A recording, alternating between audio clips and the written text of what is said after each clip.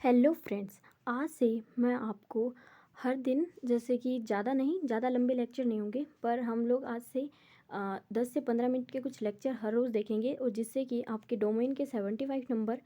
जो डोमेन का जो हिस्ट्री का 75 नंबर होंगे, वो आप ज़्यादा से ज़्यादा सिक्योर कर पाएंगे। मैं इन आगे वाले लेक्चर सीरीज़ में मैं हिंदी में हिस्ट्री के लिए गाइड करूँगी। तो अभी हम लोग PGQP11 यानी कि MA history CUET central university eligibility test के लिए मतलब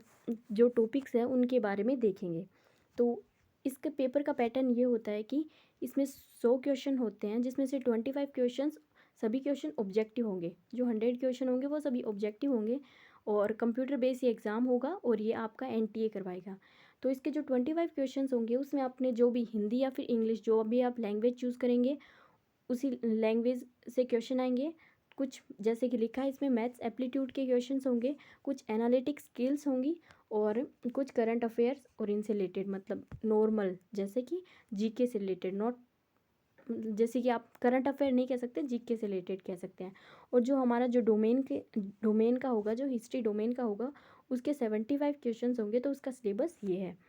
जो हम अभी देख लेते हैं। तो एशियंट, जैसे कि हम हिस्ट्री को 3 पार्ट्स में डिवाइड करते हैं, एशियंट, मिडिवल एंड मॉडर्न। प्राचीन भारत, मध्यकालीन भारत और आधुनिक भारत। तो प्राचीन भारत के लिए जो भी प्राचीन भारत के लिए जो टॉपिक्स है वो है stone age, Palaeolithic, Mesolithic and Neolithic, जैसे कि पूरा पाषाण काल, मध्य पाषाण काल और नवपाषाण काल, चालकोलिथिक एज। उसके बाद में जो हमारा हड़प्पन सिविलाइजेशन है जिसे इंडस वैली सिविलाइजेशन कहते हैं वो, आर्यन एंड वैदिक एज,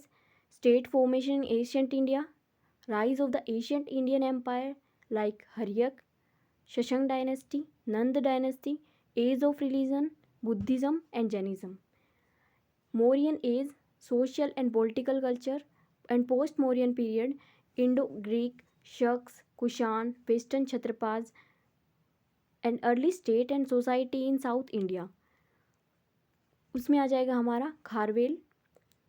एक आ जाएगा Satavahana, Tamil state Sangam age, administration, economy, art and architecture, Gupta, Vakataka, Vardhanas, administration and society, religious state during the Gupta eras, Kadambas, Pallavas, Chalukyas, Badami and political administration, literature, growth of the Vaishnavism and Shaivism religion, Palas, Sena, Rashtrakutas, Paramara and polity and the administration. Early medieval India 750 AD to 1216। ठीक है, इसमें आपके major political development in northern India, जिसमें कि rise of Rajputs, Cholas, administration, village economy, society and Indian feudalism, agrarian economy and urban state settlement, trade and commerce. Medieval Indian history में जो कि हमारा 1216 से लेके 707 तक होगा, तो इसमें जो मेन रहेंगे, establish of Delhi sultanate, rule of Mamluk Khiljis, Tughlaq dynasty, administration of Delhi sultanate, military reforms, iqta systems, art and architecture, Vijayanagara, बादाम Bahmani kingdoms, rise of the social and economical administrations, bhakti movement, Sufi movement, culture and the Persian literatures, establish of the Mughal empire, administration, society, polity, literature, expansion of the Mughal Empire, Babur to Aurangzeb and rise of the Sood dynasty and decline of the Mughal Empire। और medieval के लिए modern historiography, colonialism in India, British Raj, British expansion in India, imperialism, social and the culture development, structure of the British administration all act, economic impact in Indian British period, settlement, industrialisation, social religious reforms, Raja Ram Mohan Roy, Swami Dayanand Saraswati, Jyotiba Phule, national movement in India, mass movement in India and the British rule and Indian National Congress summit and the